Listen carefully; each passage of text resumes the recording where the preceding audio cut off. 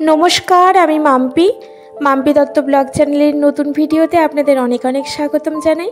আশা করছি আপনারা সবাই অনেক ভালো আছেন আর আমরাও ভালো আছি। আজকে যে ব্লগটি শেয়ার করব আপনাদের সাথে, এটি হলো সোমবারের ব্লগ।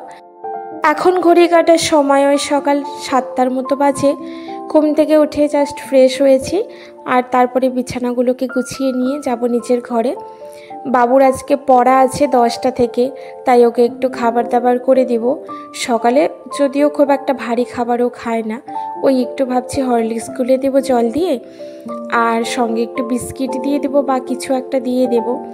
আমার জন্য আর আমার হাজব্যান্ডের জন্য 2 কাপ চা বানিয়ে নিলাম। আর আমরা তো লাল চাই খাই, যেহেতু মিল্ক টিটা একদমই সহ্য হয় না।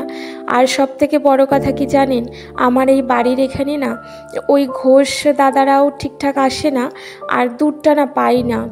তো যদিও বা পাওয়া যায় তাহলে দুধের অনেকটা দাম, তো ওই প্যাকেটের দুধ এনেই খেতে হয় যখন খাওয়ার ইচ্ছা করে। আর ওই প্যাকেটের দুধ কেনাটাই না আমার হাজব্যান্ড প্রত্যেক দিন ভুলে যায়। আর বেশি করে এনেও রাখতে পারি না, ফ্রিজে আপ করে আর কত রাখা যায়, বেশি তো রাখা যায় না, প্যাকেটের দুধ বেশি দিন থাকেও না। তো ওই জন্য দুধটা একটু কমই পাই এখানে। আমার ছেলেটা এখানে এসে দুধটা তেমন খেতেই পারে না, তো ওকে জল দিয়েই ওই হরলিক্সটা গুলে দিই। তারপরে চা খাওয়া হয়ে গেল আমাদের 3জনে বসে, আর আমরা এখানটাতেই এই লিভিং হলটাতে বসেই চা খাই মেঝেটাতে। খুব ভালো লাগে, এখানটা ঠান্ডা ঠান্ডা লাগে। তো চা খাওয়ার পরে মেঝেটা একটু মুছে নিলাম।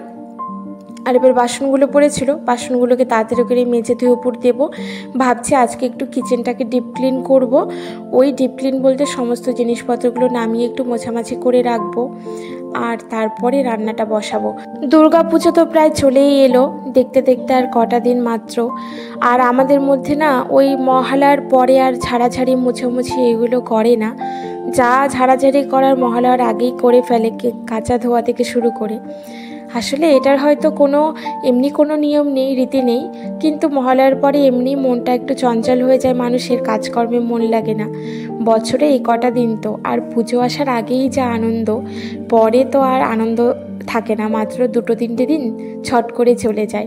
কিচেনটা পরিষ্কার করার জন্য আমি যে সলিউশনটা ব্যবহার করছি, সেখানে একটু গরম জল নিয়েছি, আর তার সাথে খানিকটা ওই ক্লথ ওয়াশ করার যে লিকুইডটা হয় সেটা দিয়েছি, আর একটু বেকিং সোডা দিলাম, একটু লেবু চিপে দিয়েছি। তারপরে সেই জলটাতে টাওয়াল ভিজিয়ে এবার সম্পূর্ণ ডাব্বাগুলোও মুছে নেব, আর কিচেনটাও মুছে নিচ্ছি এই কারণে অনেক জিনিসপত্র রয়েছে। আর আমি কি করি বলেন তো, যখন কোনো জিনিস শেষ হয়ে যায় ডাব্বাতে, তখন তৎক্ষণাৎ ডাব্বাটাকে ধুয়ে শুকিয়ে আবার নতুন করে রিফিল করি। তাতে যে খুব একটা নোংরা হয়ে থাকে তেমনটা না, চিটচিটে তো একদমই হয় না। কাউন্টার টপের জিনিসগুলোকে একটু ভালো করে গুছিয়ে রাখার জন্য স্পেস সেভার এই র্যাকগুলো ভীষণ উপকারী। আমি তো ভীষণ উপকার পেয়েছি এইগুলোকে রেখে, কারণ অনেক জিনিসপত্র দেখবেন হাতের কাছে না থাকলে সেগুলো না রান্না করে ঠিকঠাক জুত আসে না। সব কিছু যদি আমরা ভেতর দিকটাতে ক্যাবিনেটে ঢুকিয়ে রাখি, তাহলে ওই বারবার নিতে হয়, বারবার বের করো, আবার বার করে রান্না করার পরে আবার গুছিয়ে রাখো, বড্ড বিরক্তি আসে। রেগুলার নিত্যদিনে তো একই কাজ করতে হয় আমাদের, সেই জন্য যেইগুলো খুব বেশি প্রয়োজন সেইগুলো কিচেনটার কাউন্টার টপের উপরে রাখলে খুব সুবিধা হয়। আর আমরা যদি পরপর সাজিয়ে রাখি, তাহলে পুরো স্ল্যাবটা একদম ভর্তি হয়ে থাকবে, একদম জগা খিচুড়ি লাগে। তো সেই জন্য এই ছোটো ছোটো র্যাকগুলো ভীষণ ইউজফুল আর ভীষণ উপকারী। তোমরাও চাইলে এরকম নিতে পারো। তো দেখো না, এখানে আমার কত জিনিসপত্র এঁটে গেছে, প্রচুর জিনিস। এই ছোটো ছোটো মশলার গ্লাসের কন্টেনারগুলো সুন্দর করে সাজিয়ে রেখেছি। আর ওপরে যে চীনামাটির 2টো ডাব্বা রয়েছে, ওখানে আমি শুকনো লঙ্কা রেখে দিই আর তেজপাতা রেখে দিই, কারণ আমার নুনদানিটা রয়েছে, ওই জন্য আর এটা ইউজ করি না। আর এখানে দেখছি কি মশলার ডাব্বাতে ওই রাঁধুনি এনেছিল অনেক দিন আগে। তো রাঁধুনি তো খুব একটা লাগে না, মাঝে মাঝে একটু মুসুর ডালে ফোড়ন দিয়ে থাকি, আর ওই শুক্তো তো খাওয়াই হয় না, খুব কমই লাগে। আর মাছের চচ্চড়িতে আমার আবার রাঁধুনিটা খুব ভালো লাগে, কিন্তু ছোটো মাছ যে কবে খেয়েছি ভুলেই গেছি। মানে ছোটো মাছ হয়তো পাওয়া যায় না, আমার হাজব্যান্ড দেরি করে বাজারে যায়, খুঁজেই পায় না, ওই বড় মাছই খাই শুধু। মাঝে মাঝে ইচ্ছে হয় যে ছোটো মাছ খাই, তো ওই তো দেরি করে বাজারে যাওয়ার কারণে ঠিকঠাক মতন পায় না। আর খাওয়া হয় না। তো রাঁধুনিগুলো না ছাদ করে পড়ে গেছে। তা আমি আবার ভালো করে ধুলাম, কচলে কচলে ধুয়ে একটু রোদ্দুরে দিয়ে আসবো ছাদের উপরে। যদি কটকটা করে শুকোয় তাহলে যদি খাওয়া যায় দেখব, না হলে তো ফেলেই দিতে হবে, কিছু করার নেই। চারিদিকে ছিটিয়ে দিলে গাছও হবে। তো এই তো এই দিকটা আমার কমপ্লিট হয়ে গেলে গোছাগাছি। আর এবার এই দিকটাও আমার সমস্তটা মুছে নিয়েছি। এবার একদম সব গুছিয়ে রেখে তারপর হাত পা মুখ চোখগুলো ধোবো, ধুয়ে রান্নাটা ছটপট করে বসাবো। আমি মাছটা বের করে রেখেছি ফ্রিজ থেকে। আর আজকে না ছোটো ছোটো ইলিশ মাছ এনেছিল অনেক দিন আগে, তো সেই মাছই ছিল 6 পিসের মতো, সেটাই রান্না করবো। আর এই যে মাছটা একদম গলে গেছে বরফটা, তো একটু ভালো করে ধুয়ে নিলাম। ভাতটাকেও চাপিয়ে দিয়েছিলাম আর ভাতটা হয়েও গেছে। এবার ভাতটা উপর দেব। আর ভাবছি আজকে ওই ইলিশটার একটু ভাপা বানিয়ে নেব।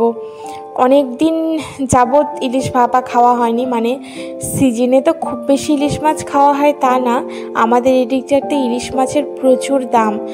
আর দামটাও বাদ দিই, ইলিশ মাছ আসলেই খেতে ভালো কিন্তু শরীরের জন্য একদমই ভালো না।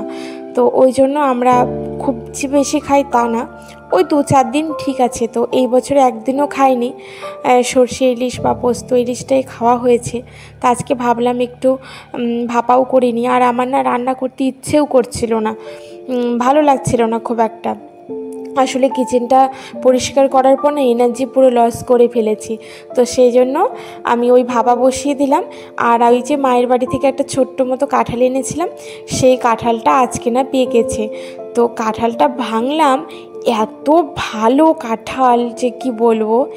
আমি এই প্রথম হচ্ছে পাকা কাঁঠাল খেলাম। গত বছর আমার মা এনে দিয়েছিল একদম লাস্ট সিজনে। তো ওই কাঁঠালটা না ভেঙেছিলাম, ভেতরে অনেক পোকা হয়ে গেছিলো, তো এই কাঁঠালটা খেতেই পারিনি, একটা রোয়াও খেতে পারিনি। তো এইটা প্রথম পাকা কাঁঠাল খেলাম আমাদের বাড়ির কাছে। তো এত টেস্টি লাগলো যে আমার ছেলেও খেয়েছে বেশ অনেকগুলো। তো ও তো খায় না কাঁঠাল, আর আমার হাজব্যান্ড তো খেয়েছে খুব ভালো করে, বলছে এত ভালো। আর এরকম শক্ত শক্ত কাঁঠাল আমার অনেক ভালো লাগে। তো ওইদিকে কাঁঠালটা ভেঙে সুন্দর করে এয়ারটাইট ডাব্বাতে করে আবার প্লাস্টিকে পেঁচিয়ে ফ্রিজ আপ করে রেখে ওপরে ঘরে এসেছি। এসে এবার ঝাড়ু দিব। আর এসে দেখছি ছেলে আমার পড়াশোনা করে পুরো বই খাতা একদম জাতা করে রেখেছিল বিছানাটা। তো সেই ওর ঘরের বিছানাটা আবার ভালো করে গুছিয়ে গাছিয়ে রাখলাম, বইপত্রগুলো গুছিয়ে রাখলাম। এবার দুপুরবেলা যেহেতু প্রচণ্ড রোদ্দুরে ঝালা আসছে, জানলার পর্দাগুলোকে টেনে দেব, দিয়ে স্নান করে নেব। তো এদিকে স্নান করে নিয়েছি। আর ছেলে আজকে আমার পুজো দিয়ে দিয়েছে। আমি বললাম একটু দিয়ে দে, বড্ড ক্লান্ত লাগছিল। তো এবার নিচের ঘরে এসে দেখছি ইলিশ ভাপাটা কেমন হয়েছে। এই তো বন্ধু দেখো কি সুন্দর কালার এসেছে। খুব একটা হলুদ দিইনি, একটু অল্প করে হলুদ দিলে না বেশি ভালো লাগে ভাপাতে। তো দারুণ গন্ধ বেরিয়েছিল। আর ভাত করেছিলাম আর একটু ডাল করেছিলাম, ডাল ফুটিয়ে নিয়েছিলাম।